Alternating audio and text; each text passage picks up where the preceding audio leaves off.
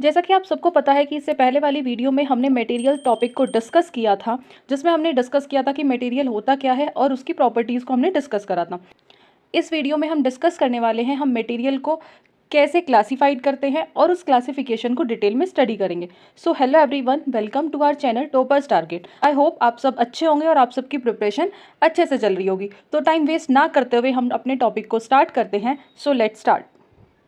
Next is how are material classified, कि हम materials को कैसे क्लासीफाइड कर सकते हैं। तो हम मटेरियल्स को क्लासीफाइड कर सकते हैं इन सेवरल वेव्स। उनके अलग अलग क्राइटेरिया के बेसिस पे हम मटेरियल्स को अलग अलग पार्ट्स में क्लासीफाइड कर सकते हैं। अगर मैं एग्जांपल देखें तो अभी हमने फर्स्ट स्लाइड में भी देखा था कि नेचुरल मटेरियल और सिंथेटिक मटेरियल। और नेचुरल मटेरियल जो हमें कहाँ से मिल रही है चीज़ें, बेसिकली एनवायरनमेंट से मिल रही है। अगर एग्जाम्पल की बात करें तो जैसे वुड हो गया, स्टोन हो गया या फिर कॉटन हो गई। वही नेक्स्ट आता है सिंथेटिक मटेरियल, यानी कि जो ह्यूमन मेड है या फिर आर्टिफिशियली क्रिएट किए जा रहे हैं मटेरियल, जैसे प्लास्टिक हो गया या फिर सिंथेटिक फाइबर हो गया। वहीं अदर सेकेंड पार्ट उसकी बात करें तो metal, non metal, metalloid. Metal सबको पता है, मेटल वो मटेरियल्स होते हैं जो गुड कंडक्टर ऑफ हीट होते हैं, जिनकी स्ट्रेंथ ज़्यादा होती है और जनरली जिनका अपीयरेंस कैसा होता है, शाइनी होता है, यानी कि उनके अंदर चमक होती है। एग्जाम्पल की बात करें मेटल की तो आयरन, कॉपर, एल्यूमिनियम, ये सब किसके एग्जाम्पल हैं, मेटल्स के एग्जाम्पल हैं। वहीं अगर नॉन मेटल्स देखें, यानी कि जो कैसे हैं, poor conductor of heat and electricity, example would, plastic, rubber. Metalloids क्या होते हैं, जिनके अंदर दोनों की प्रॉपर्टीज होती है। Metalloids basically that have the properties of both metals and non metals, की जिनके अंदर दोनों की प्रॉपर्टीज होती हैं, मेटल्स एंड नॉन मेटल। ऐसी अगर अनदर एग्जांपल की बात करूँ तो organic versus inorganic materials, conductor versus conductor, insulator, semi conductor. Conductor जिनके अंदर इलेक्ट्रिसिटी इजीली पास हो सकती हो, उन्हें क्या कहेंगे, कंडक्टर कहेंगे। जैसे एग्जांपल की बात करें तो मेटल सबसे ज़्यादा अच्छा कंडक्टर कौन माने जाते हैं, मेटल्स माने जाते हैं। इंसुलेटर एक ऐसे मटेरियल जिनके अंदर से इलेक्ट्रिसिटी पास नहीं होती, एग्जाम्पल रबर और प्लास्टिक। वहीं अगर सेमी कंडक्टर की बात करें तो सेमी कंडक्टर एक ऐसा मटेरियल है जिसके अंदर क्या होती है, that have intermediate conductivity, means कि दोनों की कैरेक्टरिस्टिक्स होती है, कंडक्टर की भी और इंसुलेटर की भी। बेसिकली हम इसे यूज कहाँ करते हैं, इलेक्ट्रॉनिक डिवाइसेस में यूज करते हैं, जैसे ट्रांजिस्टर्स में यूज करते हैं या फिर इंटीग्रेटेड सर्किट्स में यूज करते हैं।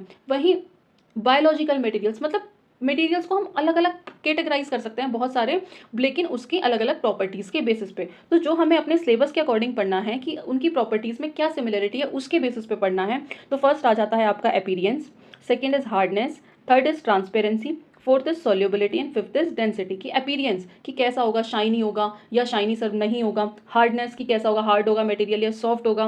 ट्रांसपेरेंसी की किसके अंदर से लाइट पास हो रही है, किसका अंदर से लाइट पास नहीं हो रही। सॉल्युबिलिटी की क्या वाटर के अंदर मटेरियल सॉल्युबल है या नहीं है। वहीं बात करेंगे डेंसिटी की। तो ये हम अपनी नेक्स्ट स्लाइड्स में एक एक करके डिस्कस करेंगे। सबसे पहले आता है अपीयरेंस। तो हम मटेरियल्स को आइडेंटिफाई करते हैं अपीयरेंस के बेसिस पे। कैसे, चलो फर्स्ट एग्जांपल देखते हैं। जैसे कुछ मटेरियल्स के एग्जांपल हैं, जैसे डायमंड, गोल्ड, वो हमें कैसे दिखते हैं, शाइनी दिखते हैं। उनके अंदर क्या होती है, चमक होती है, विच इज़ कॉल्ड लस्टर, मतलब लस्टरस मेटल्स कह सकते हैं, जिनके अंदर चमक होती है, या फिर उन मटेरियल को हम क्या कह सकते हैं, लस्टरस और मेटेलिक। अगर वहीं बात करें कि अदर मटेरियल जैसे ग्रेफाइट, वुड, वो लाइट रिफ्लेक्ट नहीं करते, तो वो कैसे होंगे, नॉन लस्टरस और नॉन मेटेलिक। और अभी मेटेलिक की एक प्रॉपर्टीज एक्सप्लेन करी थी कि ये क्या होता है, good conduction of heat and electricity and the ability to be shape. कि क्या होते हैं मेटल्स, जो क्या होता है, good conductor of heat and electricity, वो क्या होता है, हमारे बेसिकली मेटल्स होते हैं। और उनकी जो स्ट्रेंथ होती है वो हाई होती है और अपीयरेंस कैसा होता है, शाइनी होता है। वहीं अगर मैं नॉन मेटल की बात करूँ तो नॉन लस्ट्रस मींस उनके अंदर से लाइट रिफ्लेक्ट नहीं होगी। और दैट इज जो हमारे नॉन मेटल्स होते हैं वो क्या होते हैं, that is not a good conductor of heat and electricity. उसमें भी कुछ एक्सेप्शंस हैं, वो हम मेटल्स और नॉन मेटल्स में पढ़ेंगे। However, we cannot solely rely on appearance to differentiate materials and must consider other characteristics like chemical composition, mechanical and thermal properties and more. तो हम सिर्फ appearance के basis पे materials को classify नहीं कर सकते, हमें कुछ और other characteristics भी consider करनी पड़ेगी, जैसे chemical composition कैसा होगा, उसकी mechanical और thermal properties और etc. और भी ज़्यादा चीज़ें हम क्या करेंगे उसमें consider करेंगे, सिर्फ appearance के basis पे नहीं। Next is hardness. तो एग्जाम्पल से बात करते हैं। सबसे पहले व्हेन वी वॉश डिशेस, जब हम बर्तन धुलते हैं बेसिकली, तो हम ये देखते हैं कि जिससे हम बर्तन धुल रहे हैं, यानी कि स्पंज, तो वो तो प्रेस हो जाता है जब हम बर्तन धुलते हैं तो स्पंज क्या होता है, वो प्रेस हो जाता है, लेकिन जो डिश होती है वो कंप्रेस्ड नहीं होती। सिमिलरली कुछ मटेरियल्स ऐसे होते हैं जैसे चॉक, जिसे हम इजीली स्क्रैच कर सकते हैं। अगर वहीं दूसरा अदर देखें एल्यूमिनियम, उसे हम स्क्रैच इजीली नहीं कर सकते। तो जिस मटेरियल को हम कंप्रेस कर सकते हैं, स्क्रैच कर सकते हैं, उन्हें हम क्या कहते हैं, that is known as easy substance. और ऑन द अदर हैंड जो मटेरियल्स कैसे होते हैं, हार्ड टू कंप्रेस, जिन्हें हम बहुत मुश्किल से क्या कर सकते हैं, कंप्रेस कर सकते हैं या फिर स्क्रैच कर सकते हैं, उसे क्या कहते हैं, that is known as hard substance.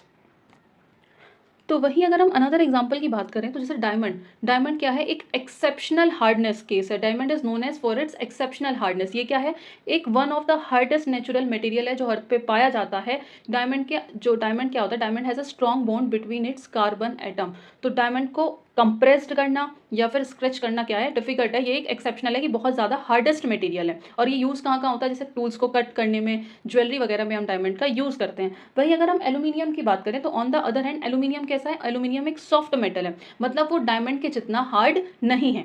ठीक है, तो आई थिंक आपको हार्डनेस और सॉफ्टनेस में डिफरेंस क्लियर हो गया होगा कि जिस मटेरियल्स को हम कंप्रेस कर सकते हैं या फिर स्क्रैच कर सकते हैं इजीली, उसे क्या कहते हैं हम, इजी सब्सटेंस। और जिस मटेरियल्स को हम that are hard to compress या नहीं कर सकते, उसे क्या कहते हैं हम, हार्ड सब्सटेंस। जैसे अगर पूछ ले कि एक्सेप्शनल एग्जांपल पूछ ले कि one of the hardest natural material कौन सा है जो अर्थ पे पाया जाता है, तो that is known as diamond.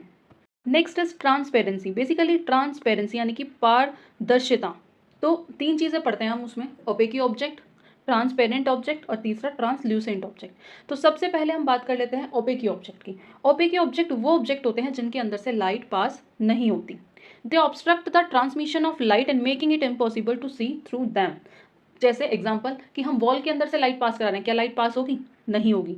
तो उसके अंदर से लाइट पास नहीं हो सकती। जैसे वॉल्स हो गया, सोफा हो गया, ट्रीज, आयरन शीट, ये सब किसके एग्जांपल हुए, ओपेकी ऑब्जेक्ट के। कि वो ऑब्जेक्ट क्या कर लेते हैं, लाइट को ब्लॉक कर लेते हैं या एक बैरियर का काम करते हैं जिससे हम दूसरे साइड को नहीं देख सकते। तो ओपेकी ऑब्जेक्ट वो ऑब्जेक्ट होते हैं जिनके अंदर से लाइट पास नहीं हो सकती। हमने एग्जाम्पल लिया था किसका, वॉल का, यानी कि ब्रिक वॉल का। ब्रिक वॉल क्या है, एक ओपेकी ऑब्जेक्ट है। अगर हम उसके अंदर से लाइट पास कराएंगे तो वो क्या कर देगा, लाइट को ब्लॉक कर देगा, उसके अंदर से लाइट पास नहीं हो सकती। Light can not pass through the solid structure of brick, मतलब किसी भी सॉलिड स्ट्रक्चर से लाइट पास नहीं हो सकती। तो जो भी उसके पीछे की चीज़ है वो हम नहीं देख सकते।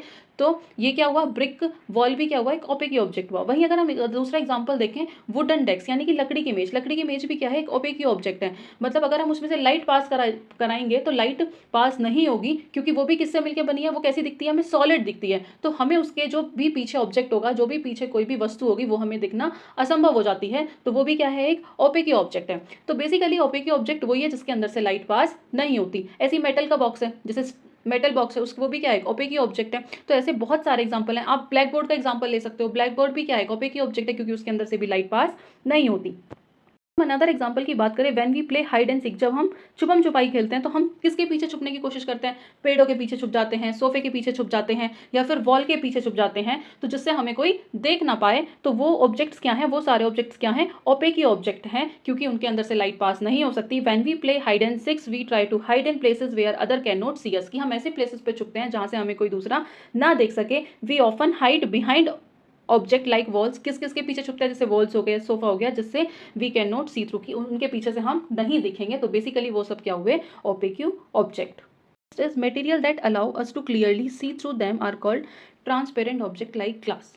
तो जो ट्रांसपेरेंट ऑब्जेक्ट कह सकते हैं कि एक ऐसा ऑब्जेक्ट जिसके अंदर से क्या हो रही हो, लाइट पास हो रही हो इजीली, जैसे हम कहते हैं ट्रांसपेरेंट ऑब्जेक्ट। जैसे ग्लास विंडो, ग्लास विंडो एक कॉमन एग्जांपल है ट्रांसपेरेंट ऑब्जेक्ट का, कि जिसके अंदर से क्या हो जाती है, लाइट पास हो जाती है और हमें बाहर का इजीली दिख जाता है। तो glass is known for its transparency. और ग्लास को हम और कैसे जानते हैं, उसकी ट्रांसपेरेंसी से जानते हैं। तो ग्लास क्या हुआ, एक तरह का ट्रांसपेरेंट ऑब्जेक्ट है जिससे हम बाहर की चीजें इजीली देख सकते हैं। प्लास्टिक बोतल, ये आप घर में भी करके देख सकते हैं। प्लास्टिक की बोतल लेना और उससे लाइट पास कराना, पास हो जाएगी, वो क्या हो गया, एक ट्रांसपेरेंट ऑब्जेक्ट हो गया। जैसे कुछ प्लास्टिक की बोतल, स्पेशली दोस्त जो किससे मिलकर बनी हुई हो, क्लियर मटेरियल से मिलकर बनी हुई हो, यानी कि जो ट्रांसपेरेंट हो, उनके अंदर से लाइट इजीली पास हो जाएगी। जैसे these bottles allow us to see the content inside, जैसे वाटर हो गया या अदर बिवरेजेस हो गए।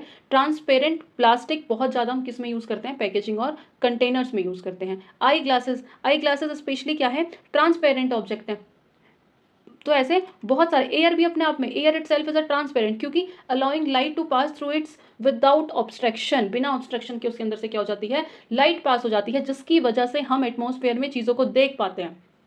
तो ये सब किसके एग्जाम्पल हुए? ट्रांसपेरेंट। तो ट्रांसपेरेंट ऑब्जेक्ट भी हमारी लाइफ में एक इंपॉर्टेंट रोल प्ले करते हैं, जिसकी वजह से हम चीज़ों को देख पाते हैं, जो भी हमारे सराउंडिंग में चीज़ें उनसे इंटरेक्ट कर पाते हैं, और उनकी ट्रांसपेरेंसी की वजह से उनके अंदर से क्या हो जाती है? लाइट पास हो जाती है, जिससे हमें चीज़ों क्लियर दिखाई देती है, यानी कि क्लियर विजिबिलिटी होती है। नेक्स्ट होता है ट्रांसल्यूसेंट ऑब्जेक्ट, जैसे ऑयली पेपर, जिनके अंदर से लाइट पार्शियली पास्ड होती है। तो अभी हमने 3 चीज़ें देखी, ओपेक्यू, ट्रांसल्यूसेंट और ट्रांसपेरेंट। ओपेक्यू ऑब्जेक्ट ऐसे ऑब्जेक्ट जिनके अंदर से लाइट पास नहीं होती, ट्रांसपेरेंट ऐसे ऑब्जेक्ट होते हैं जिनके अंदर से लाइट पास होती है, और ट्रांसल्यूसेंट कह सकते हैं कि ऐसे ऑब्जेक्ट जिनके अंदर से पार्शियली लाइट पास होती है, जैसे ऑयली पेपर।